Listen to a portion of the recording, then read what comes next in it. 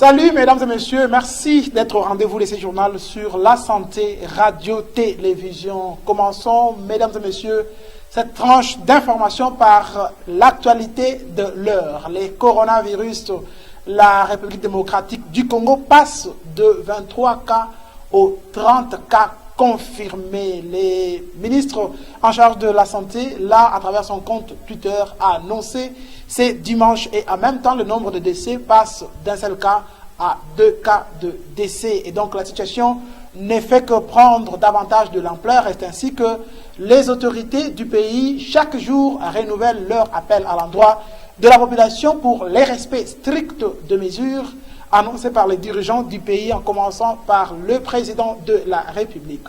Reportage. Jour après jour, les dangers qui guettent les Congolais par rapport au coronavirus ne font que prendre de l'ampleur. Du samedi au dimanche, le nombre de cas a de nouveau augmenté de 7. Le Congo compte désormais 30 cas de contamination confirmés de coronavirus selon les chiffres officiels. Les 7 derniers cas ont été annoncés une fois de plus par le ministre de la Santé après la confirmation de l'UNRB. Ce dimanche 22 mars, un deuxième décès a été signalé. 30 cas et 2 décès, c'est déjà grave.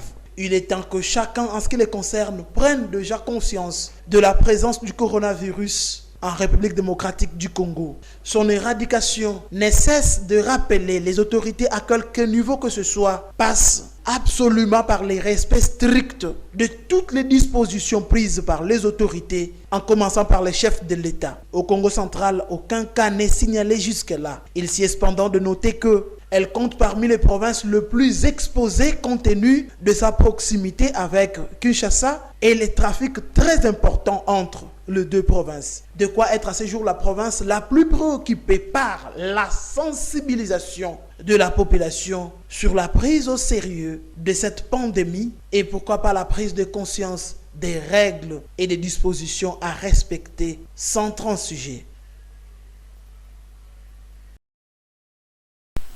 Restons dans le chapitre du coronavirus, mesdames et messieurs. Parmi les mesures annoncées par le chef de l'État, c'est la fermeture pendant 4 semaines de toutes les églises. Et depuis la tombée de cette décision, le premier dimanche est passé, c'est 22 mars. Les églises à Matadi sont effectivement restées fermées. Les responsables de ces différentes communautés ont respecté scrupuleusement les mots d'ordre des autorités, comme l'indiquent ces reportages. À Matadi, le mot d'ordre du chef de l'État a produit ses effets. Les hommes dédiés l'ont respecté sans tergiversation aucune. Toutes les grandes églises sont restées fermées. Les fidèles, tant catholiques, protestantes qu'écumbanguistes, sont restés à la maison. Il en est de même pour les églises dites de réveil. Pour plus d'une personne interrogée, cette attitude des responsables cités de part des dirigeants des communautés ecclésiastiques mérite d'être félicité et encouragé. Ce que devrait faire tout le monde en vue de permettre à la nation d'éviter et éradiquer cette pandémie qui a déjà atteint 300 000 personnes et tué 13 000 dans le monde. Parce que bisika nyonso bosangani plus de 20 ce motoza nango catégoriquement faut bozala athée. Yango chef de l'État lobaki keto suspendre nan ba culte pendant 4 semaines. Mais yo moko monique ba église est aussi presque ba église nyonso eza fermé.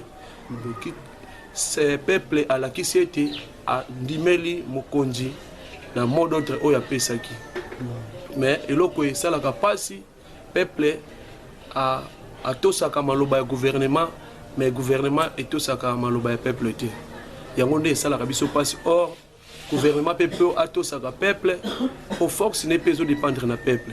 Au monde qui ba église no su kangami totosi maloba mokonzi par rapport au nenga loba 4 semaines yo moko je suis sûr que au circuler au monde qui ba église no su fermé. Je sais que population ba tosi.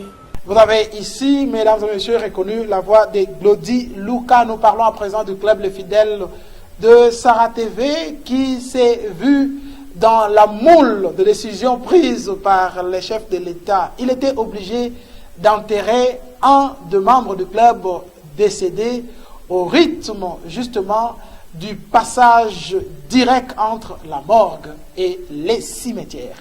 Reportage.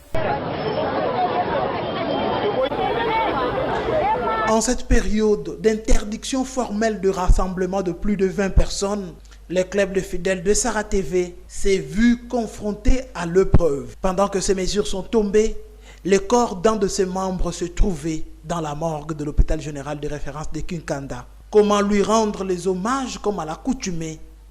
C'était impossible. Dans la limite des dispositions prises par les autorités, le club n'a pas manqué de faire le nécessaire.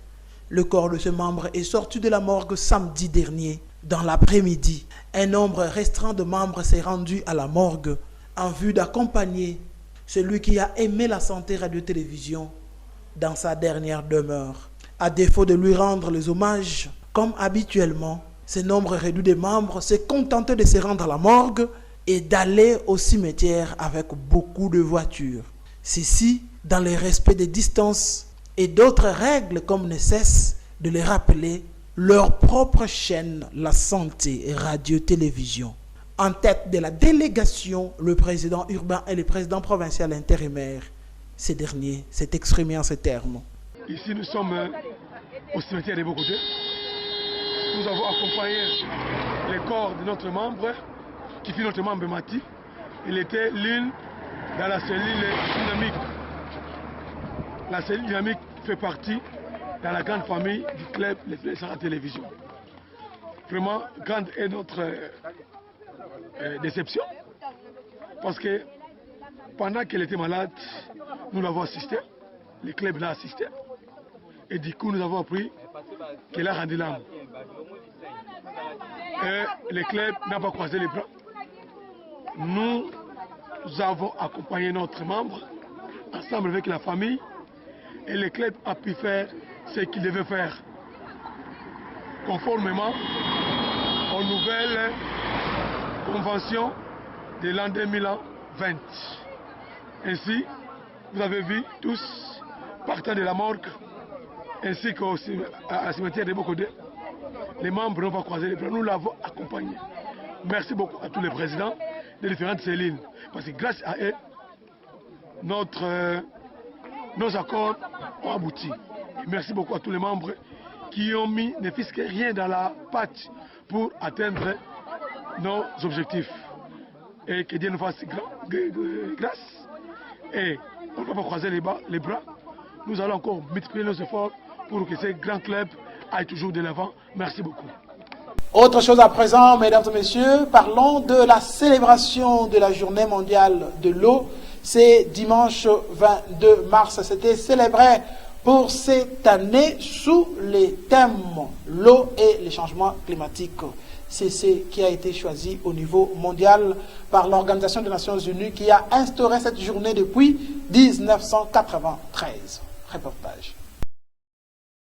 Le 22 mars de chaque année est un grand jour pour l'humanité tout entière. Depuis 1993, les Nations Unies l'ont choisi pour la célébration de la Journée mondiale de l'eau. C'est une journée de commémoration de l'eau et de la sensibilisation à la situation de 2,2 milliards de personnes qui vivent sans accès à l'eau salubre. Il s'agit de prendre des mesures pour lutter contre la crise mondiale de l'eau. L'un des principaux objectifs de la Journée mondiale de l'eau est de soutenir la réalisation de l'objectif de développement durable, eau propre et assainissement pour tous d'ici à 2030. La Journée mondiale de l'eau 2020 porte sur l'eau et les changements climatiques et sur les liens indissociables qui existent entre eux. Une campagne internationale montre comment notre utilisation de l'eau contribuera à réduire les inondations, les sécheresses, la pénurie d'eau et la pollution et aidera à lutter contre le changement climatique même. En nous adaptant aux effets du changement climatique sur l'eau, nous protégerons notre santé et sauverons des vies. Et en utilisant l'eau plus efficacement, nous réduirons les émissions de gaz à effet de serre. Le principal message de la campagne sont « Nous ne pouvons pas nous permettre d'attendre ». Les décideurs doivent placer l'eau au cœur de plans d'action climatique. L'eau peut contribuer à la lutte contre le changement climatique. Il existe des solutions durables, abordables et évolutives en matière d'eau et d'assainissement. Nous avons tous un rôle à jouer. Dans notre vie quotidienne, nous pouvons prendre des mesures toutes simples pour lutter contre le changement climatique. Et ceci passe par un accès à l'eau potable pour le plus grand nombre. Parlons à présent, mesdames et messieurs, d'un incendie survenu en Voadou. Nous sommes entre la commune de Mvouzi et la commune de Matadi. Il s'agit d'une voiture de marque Toyota qui a pris feu. L'origine de la flamme est restée inconnue, comme le dit ce reportage. Malgré l'interdiction des attroupements en Voadou, un rassemblement s'est constitué à l'improviste. Et pour cause, un incendie qui s'est déclaré sur une voiture de marque Toyota en provenance de Loufou pendant le déchargement de marchandises. Alors que le moteur était à l'arrêt selon le chauffeur, une flamme s'est déclarée. Quelle est son origine? Sur place, personne n'a pu répondre à cette question. Dépassé par l'événement, le pauvre conducteur impuissant ne savait quoi faire. Il n'avait de choix que de se confier à l'intervention de jeunes courageux de Mvoadou qui étaient sur place, qui se sont battus pour éteindre le feu à l'aide du sable et de l'eau. Ce qu'ils ont tout de même réussi à faire après que la voiture ait perdu l'essentiel des accessoires intérieurs, notamment le divan, les tableaux de bord, le volant et autres petits détails. L'arrivée tardive de la police sur place n'a pas pu empêcher les attroupements strictement interdits ces derniers temps et éviter l'irréparable qui est arrivé. Insécurité, parlons-en dans ces journaux, même en cette période où les regards restent tournés vers le coronavirus, les inciviques sur terrain restent actifs. Ils ont sémé la terreur. C'est dimanche dans la soirée du côté du quartier Kimbanguiste. Nous sommes dans la commune de Mvouzi. Même à cette période où l'attention collective est tournée vers la problématique du coronavirus, les inciviques, Koulouna comme on les appelle, ne sont pas tis. Ils continuent à semer la terreur et la désolation dans certains coins de Matadi. C'est le cas du quartier Kimbanguiste dans la commune de Mvouzi. C'est samedi 22 mars, dans la soirée, ils ont fait la loi sur place. Après avoir tenté en vain d'emporter une moto et d'autres biens de valeur, ils se sont livrés à un jet de pierre contre les jeunes du quartier qui ont fait échec à leur opération. Mon côté, c'est insécurité comme ma casse. Biso toza batamisala toza ngalem sur heure tardif. Ba komi côté les maawa ba kuluna ba komi côté les maawa mingi sika oyo. À partir ba 20h baza déjà awa ebele. Suite que molili pendenge eza awa na paroisse oyo bazo profitara miso bazo kotaka na kati ya église oyo. Kobima babata mi na kati ya église oyo na ancien église oyo ya kala oyo ya mission. Bazo batama na kati et après ba robima na ba fenêtre batali que non.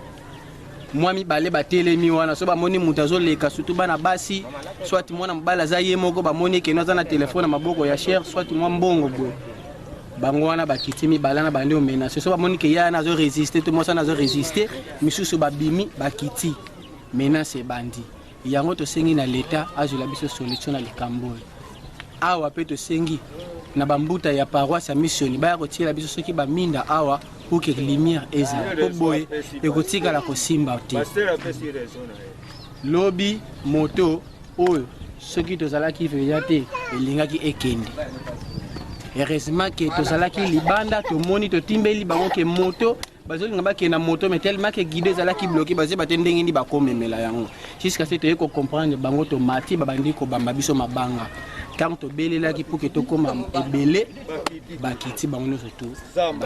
Terminons cette page locale, mesdames et messieurs, par cette femme internée à l'hôpital Saint-Gérard qui demande de l'aide parce que n'ayant pas de membres de famille dans le Congo central, ni à Matadi, encore moins à Mwanda, où elle s'est dit avoir été abandonnée par son mari avec 2 enfants. C'est dans ces propos recueillis par Joachim Mavinga. Naza na hôpital a muto sunganga ezate ya mwana nalingi muto sunganga ete mwanda tena semtuva ki ba transférer ki nga awa po naza un problème à moi ba viola ki ale suiko tema bande ko senya moto ya ki aputo ko tala jana te na bande ko ya ko luka aide ya mwana na ko ya ki na nzela ndi na semtuve naza senga na bango basunganga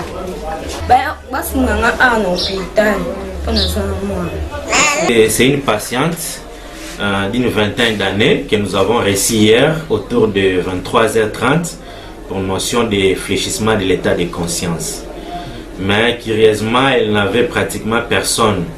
Elle n'était qu'avec sa petite fillette. âgée de plus ou moins 2 ans. Alors, nous ne savons pas d'où elle vient. Elle serait venue de Mwanda, elle est ici à Matadi et elle nous dit qu'elle part à Kin. Mais curieusement, elle n'a personne pour l'aider.